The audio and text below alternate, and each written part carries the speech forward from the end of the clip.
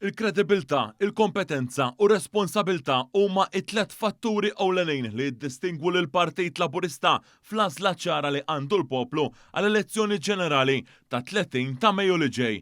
Dan intqal mill-Prim Ministru mexxej Laburista Robert Abela fl-indirizz tiegħu fil-Konferenza Ġenerali tal-Partit Laburista li approvat il-manifest elettorali int Malta. Kredibilità, kompetenza u responsabilità. Se nitlobkom. Iqfu ftit. U aħsbu.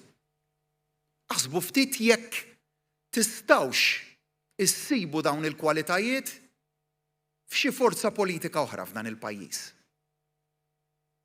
U allura din hija l-ewwel raġuni għalfejn l-għażla li l-poplu Malti għandu qudiemu hija waħda daqstant kruċjali. Mument li se jiddefinixxi il-5 snin li ġejjin. Fid-diskors tiegħu Dr. Abela qal li dan il-manifest u r-riżultat tal-konsultazzjoni li saret ma' kulħadd u spjega li hu frott il-viżjoni li xprunat ħidmet il-Partit Laburista fil-Gvern fl-aħħar żmien dik tal-Viżjoni Malta 2050 li għandha lan li ttejjeb b'mod sinifikanti il-kwalità tal-ħajja tal-poplu tagħna. Tenna li dak li qed jipproponi il-Partit Laburista u fattibbli għax pajjiżna għandu l-aqwa ekonomija fl-Ewropa u bekk Gvern ġdid Laburista jista' jkun miegħek f'kull pass. Hawnhekk Dr. Abela spjega is-sensiela ta' proposti abbinati ma' indiċi tal-benesseri favur il-familji iż-żgħażagħ u l-pensjonanti.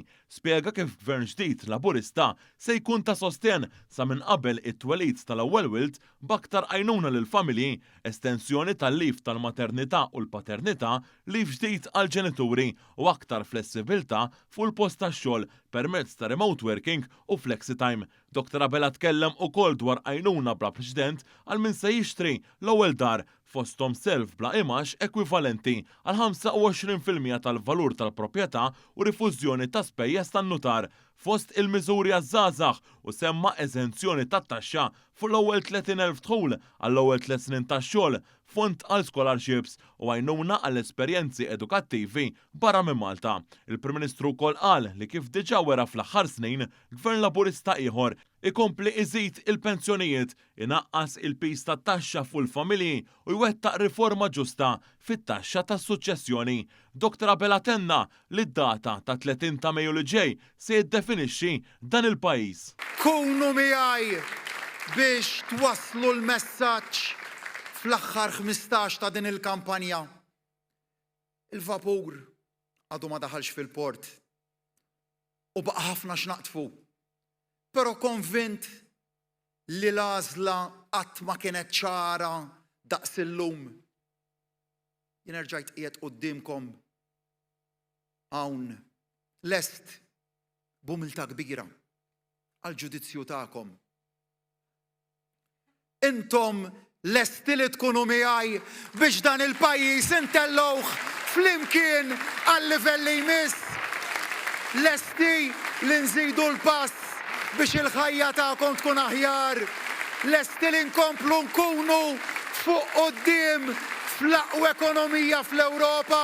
Lesti li tkunu miegħi biex inkomplu nagħmlu l-ħajja tagħkom eħfef, isbaħ u aħjar. Dr. Abela temm id-diskors tiegħu billi qal li dan il-manifest huwa għal kulħadd u ta' kulħadd. F'moħħna kellna lil maħbubin tiegħek, f'moħħna kellna lil lulietkom, lil ġenituri tagħkom, għax għawdex intom, għax Malta intom, għalhekk se nkunu miegħek f'kull pass tal-ħajja, għax int Malta il-ħolma tiegħek, il-proġett tagħna. Grazzi.